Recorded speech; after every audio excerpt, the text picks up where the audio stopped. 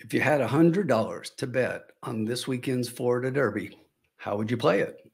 Stand by and I will tell you exactly how I'm going to play my $100 sure bet. Trust the Profits is proud to be sponsored by Game of Silks. Go to silks.io to get in the game. Real ownership, real races, real rewards. Sure bet coffee. Welcome in. My name is Tim, and I want to thank our sponsors, Silks.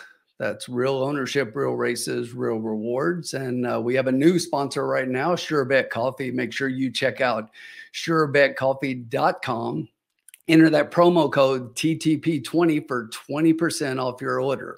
You see, I've got mine right there in the background. Good stuff. So speaking of sure bets, let's take a look at what my sure bet is going to be for this weekend. We decided with our new sponsor of Sure Bet, we were going to have a Trust the Profits little mini competition between all of us and see how we would each play $100 on either or both of the Arkansas Derby and the Florida Derby this weekend. So this is what I'm looking at playing. So my bet is going to be in the Florida Derby.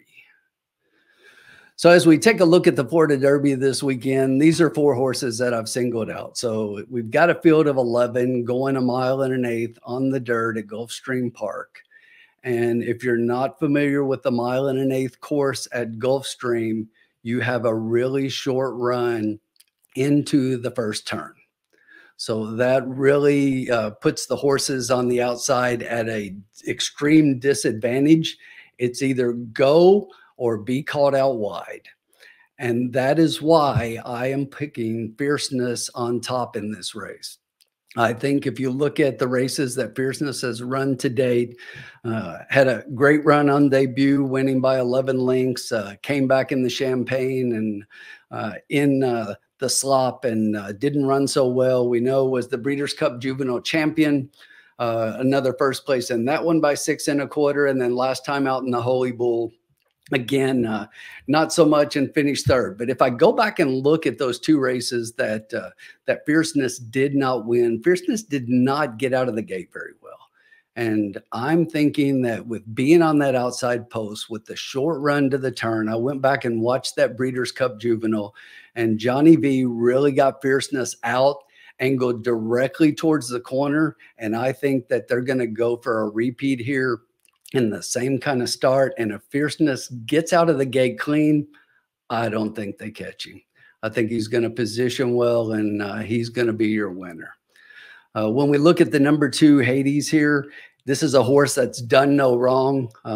3 for 3, won first race out in a maiden optional claiming, came back in an allowance class, just blew that field away, winning by 8 lengths, came back in the Holy Bull in a graded stakes, a grade 3, and finished in first place in that race on this track at Gulfstream, and Fierceness was in that race. But as I mentioned, Fierceness was coming back from the Breeders' Cup race. It's an angle that we often talk about on Trust the Profits. I tend to fade horses coming out of those races, as do a few of us. And Hades ran a good race that race, but if you look, that was the first time Hades stretched out to 2 turns. Ran a back-to-back 90 speed figures. I think the horse needs to step up to be at the level of what Fierceness has done so far. And despite the fact that Hades won in that last race, I'm really looking for Fierceness to put things back together in this race and win. But I do like Hades to get in the top 2. And it's basically what it's going to take a first or second place finish for this horse to guarantee themselves a start in the Kentucky Derby. So I look for a good showing from Hades. Then I'm going to look at the number 5 Real Macho. If you watch the early preview that Colin Sheehan and I did on the Florida Derby, this is a horse that I'm kind of keen on. I've been watching Real Macho since the beginning. I was a real fan of the ride that Tyler Gaffleone gave this horse first up at that mile race, that optional claimer at Gulfstream back on the 3rd of February. won that race. Looked like in that race, Born Noble, who was a huge favorite, was going to win in the stretch. And this horse just really found another gear. So won in a mile. Now, as we know, is going to be getting a mile and an eighth here. I like the stretch out. And despite the fact that Real Macho came back in the Fountain of Youth, and it looks like that race wasn't as good, the horse came up a little bit empty.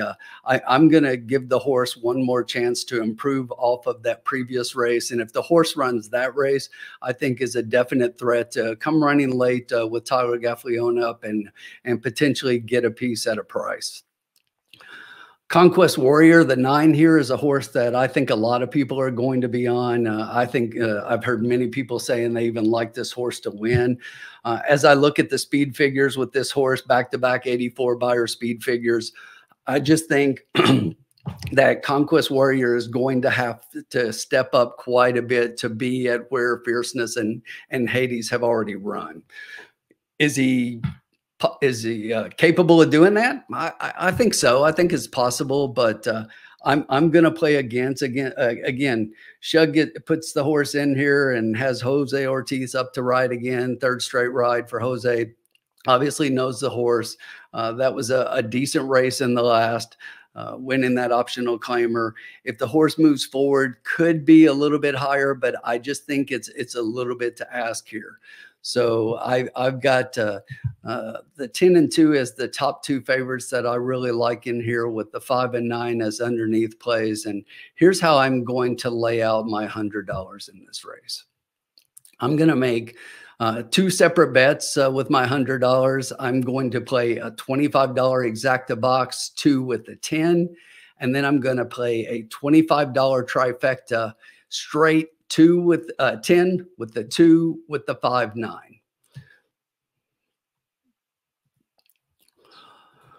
There you have how I'll be playing my $100 in the Florida Derby. So tell me what you think. Drop your picks in the comments and tell me how you would play your $100 sure bet. And now we'll just have to await that call on Saturday at Gulfstream Park for Riders Up.